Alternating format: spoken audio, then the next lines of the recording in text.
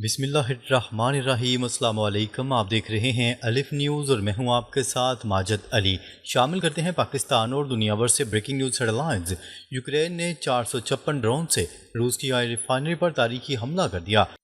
گزشتہ رات یوکرین نے روس کے خلاف جنگ کی تاریخ کا سب سے بڑا ڈرون حملہ کیا ہے۔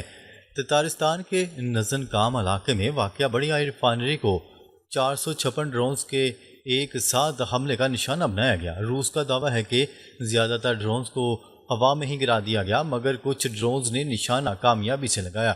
اس حملے میں 13 افراد ہلاک اور 75 سے زائد زخمی ہوئے ہیں۔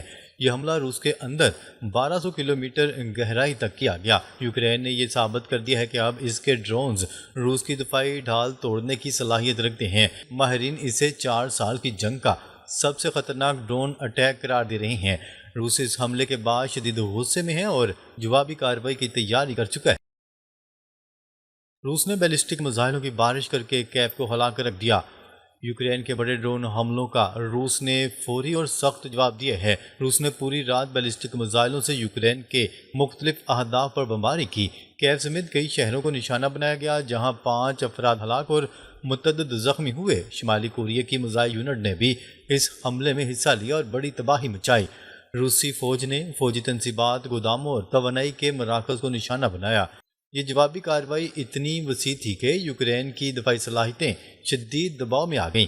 روس نے واضح پیغام دیا ہے کہ یوکرین کے شہری اہداف پر حملوں کا بدلہ اس سطح پر لیا جائے گا۔ اب دونوں طرف سے جنگ مزید شدت اختیار کر رہی ہے۔ یوکرین کے ڈرون نے روس کے اندر 2400 کلومیٹر تک گہرا حملہ کر دیا۔ یوکرین نے ایک اور حیران کن کارروائی میں روس کے اندر 2400 کلومیٹر تک ڈرون بھیج دیے۔ ان ڈرونز نے ایک بڑے صنعتی کمپلیکس کو نشانہ بنایا اور شدید نقصان پہنچایا۔ روسی فضائی دفاعی اس طویل فاصلے پر ڈرون کو مکمل طور پر روکنے میں ناکام رہا۔ کچھ ڈرون گرائے گئے، مگر اکثر نے دفاعی لائن توڑ کر اپنا نشانہ حاصل کر لیا۔ یہ حملہ اس بات کا ثبوت ہے کہ یوکرین اب روس کے گہرے اندرونی علاقوں تک پہنچ سکتا ہے۔ اس سے پہلے نزن کام کی ریفائنری پر بھی 1200 کلومیٹر اندر حملہ کیا جا چکا ہے۔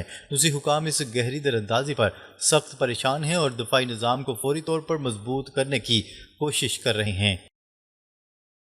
روس نے یوکرین کی اہم بندرگاہوں اور معیشت کو نشانہ بنا کر بڑا نقصان کر دیا۔ روس نے اب یوکرین کی معیشت کو سیدھا نشانہ بنانا شروع کر دیا۔ اوزون مورسک سمیت اہم بندرگاہوں پر شدید بمباری کی گئی، جہاں اسلحہ، اناج اور سامان کے گودام تباہ ہو گئے۔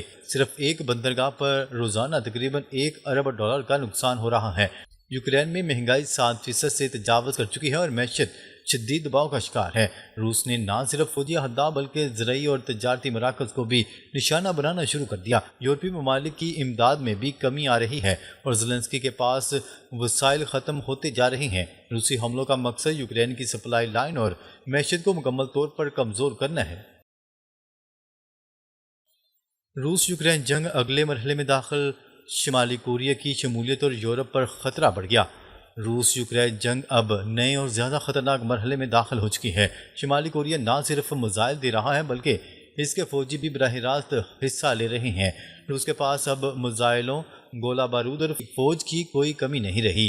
یوکرین کے پاس میزائل ختم ہو چکے ہیں اور وہ صرف ڈرونز پر انحصار کر رہا ہے۔ پولینڈ اور رومانیہ میں روسی ڈرونز اور میزائل گرنے کے واقعات سامنے آ چکے ہیں۔ ماہرین کا کہنا ہے کہ اگر نیٹو مداخلت کرتا ہے تو روس 4 مختلف محاذوں سے سخت جواب دینے کی تیاری کر چکا ہے۔ عراق سے امریکی فوجی اڈہ خالی کرنے کا اعلان ایران کے لیے بڑی سفارتی کامیابی قرار۔ عراق کے کردستان میں قائم امریکی فوجی اڈہ خالی کرنے کا فیصلہ سامنے آیا ہے، جسے خطے میں بڑی پیش رفت قرار دیا جا رہا ہے۔ رپورٹ کے مطابق امریکی فوج ستمبر کے اختتام تک یہ اڈہ عراق کے حوالے کر کے وہاں سے نکل جائے گا۔ تجزیہ کاروں کے مطابق یہ فیصلہ مشرقی وسطی میں امریکی فوجی موجودگی کے لیے ایک اہم موڑ ثابت ہو سکتا ہے۔ ایران ایک عرصے سے خطے سے امریکی فوجی اڈے ختم کرانے کا مطالبہ کر رہا ہے۔ اب عراق سے امریکی انخلا کو اسی دباؤ کے نتیجے میں ایک اہم پیش رفت کے طور پر دیکھا جا رہا ہے۔ یہ اڈہ اس لحاظ سے بھی بہت اہمیت رکھتا ہے کیونکہ عراق کو مشرق وسطی میں امریکی فوجی موجودگی کا ایک اہم مرکز سمجھا جاتا رہا ہے۔ مشرق وسطی سے امریکی انخلا کا آغاز، عراق کے بعد بحرین اور اردن بھی زیر بحث۔ عراق سے امریکی فوجی اڈہ خالی کرنے کے اعلان کے بعد مشرق وسطی میں امریکی فوجی موجودگی کے مستقبل پر بحث تیز ہو گئی۔ تجزیوں کے مطابق عراق سے انخلا کے بعد خطے کے دیگر امریکی اڈوں پر بھی دباؤ بڑھ سکتا ہے۔ بحرین، اردن اور دیگر ممالک میں موجود امریکی فوجی تنصیبات بھی اس بحث کا حصہ بن گئی ہیں۔ خطے میں کئی دہائیوں سے امریکہ نے اپنے فوجی اڈوں کے ذریعے اہم دفاعی اور اسٹریٹجک کردار ادا کیا ہے، لیکن ایران کے ساتھ حالیہ کشیدگی اور جنگ کے بعد صورتحال میں نمایاں تبدیلی دکھائی دے رہی ہے۔ باب المندب میں پاکستانی شہری نشانے پر حوثی حملے میں 2 پاکستانی شہید۔ باب المندب میں ایک سعودی کمرشل شپ پر حوثیوں کے میزائل حملے نے خطے کی صورتحال کو مزید سنگین کر دیا۔ رپورٹس کے مطابق حملے کے نتیجے میں جہاز کے 3 عملے کے ارکان جاں بحق ہو گئے، جن میں 2 پاکستانی اور 1 انڈونیشین شہری شامل ہیں۔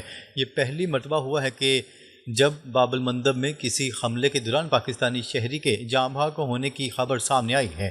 جہاز سعودی عرب کا کمرشل بحری جہاز بتایا جا رہا ہے جو باب المندب سے گزر رہا تھا۔ حملے میں بیلسٹک میزائل استعمال کیے جانے کی اطلاعات ہے، جس کے بعد سمندری راستوں کی سیکیورٹی پر سوالات اٹھ رہے ہیں۔ پاکستانی شہریوں کی ہلاکت کے بعد اسلام آباد کے ممکنہ رد عمل پر بھی نظریں مرکوز ہیں۔ سعودی عرب بھی حوثیوں کے خلاف مزید کارروائی کرے گا یا نہیں، یہ آنے والے وقت میں واضح ہو جائے گا۔ مکہ دفاعی معاہدے کے بعد پاکستان کا ایران سے ہاٹ لائن رابطہ، خطے میں سفارتی سرگرمیاں تیز۔ پاکستان اور ایران کے درمیان خطے کی موجودہ صورتحال پر اہم ٹیلی فونک رابطہ ہوا ہے۔ رپورٹ کے مطابق نائب وزیر اعظم اور وزیر خارجہ اسحاق ڈار نے ایرانی وزیر خارجہ عباس اراغچی سے بات چیت کی۔ دونوں وزراء خارجہ نے پاکستان، سعودی عرب اور ترکی کے درمیان ہونے والے مکہ دفاعی معاہدے پر تبادلہ خیال کیا۔ پاکستان نے واضح کیا کہ اس معاہدے کا مقصد کسی مخصوص ملک کے خلاف محاذ بنانا نہیں بلکہ علاقائی امن اور استحکام ہے۔ ایران کو بھی معاہدے کے مقاصد کے حوالے سے پاکستان کی جانب سے وضاحت فراہم کی گئی ہے۔ دونوں ممالک نے خطے کی بدلتی ہوئی صورتحال اور امن کے لیے جاری کوششوں پر بھی بات چیت کی۔ ایران نے آبنہ ہرمز اور عمان کے ساتھ ہونے والی حالیہ گفتگو سے بھی پاکستان کو آگاہ کیا۔ اس رابطے سے ظاہر ہوتا ہے کہ پاکستان خطے میں کشیدگی کم کرنے کے لیے سفارتی کردار مزید فعال کر رہا ہے۔ ڈونلڈ ٹرمپ کا آبنہ ہرمز سے بارودی سرنگیں صاف کرنے کا دعویٰ، ایران کا سخت جواب۔ امریکی صدر ڈونلڈ ٹرمپ نے دعویٰ کیا ہے کہ امریکی فوج نے آبنہ ہرمز سے بارودی سرنگیں صاف کر دی ہیں۔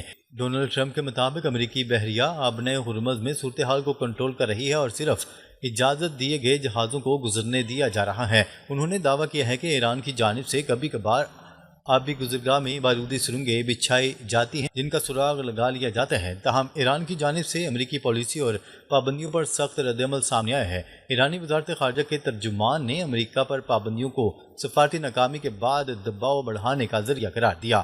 ایرانی وزیر خارجہ عباس اراغچی نے بھی دعویٰ کیا کہ ایران نے اپنی مزاحمت کے ذریعے مضبوط قوت ہونے کا ثبوت دیا۔ دونوں ممالک کے بیانات سے واضح ہے کہ کشیدگی مکمل طور پر ختم نہیں ہوئی۔ ایران کا نیا میزائل فارمولہ 3 خطرناک میزائلوں کو ملا کر ہائبرڈ میزائل تیار۔ ایران نے اپنے میزائل پروگرام میں ایک نئی اور غیر معمولی پیش رفت کا دعویٰ کیا ہے۔ رپورٹس کے مطابق ایران نے حج قاسم، خیبر شیکن اور فتح خیبر ٹیکنالوجی کو ملا کر ایک ہائبرڈ میزائل تیار کر لیا۔ ایرانی میڈیا کے مطابق اس نئی ترتیب میں مختلف میزائلوں کے بوسٹر، گائیڈنس اور وار ہیڈ ٹیکنالوجی کو یکجا کیا گیا ہے۔ اس اقدام کا مقصد میزائلوں کی صلاحیت اور مختلف دفاعی نظاموں کے مقابلے کی استعداد بڑھانا بتایا جا رہا ہے۔ ایران کی جانب سے جاری کی گئی بعض تصاویر میں بھی اس نئی میزائل ترتیب کے حوالے سے دعوے سامنے آئے ہیں۔ ماہرین کے مطابق اگر یہ معلومات درست ثابت ہوتی ہیں تو یہ ایران کے میزائل پروگرام میں ایک اہم اور خطرناک تبدیلی ہو سکتی ہے۔ اس پیش رفت سے ان دعووں پر بھی سوال اٹھتے ہیں کہ ایران کا میزائل نظام مکمل طور پر کمزور یا تباہ ہو چکا ہے۔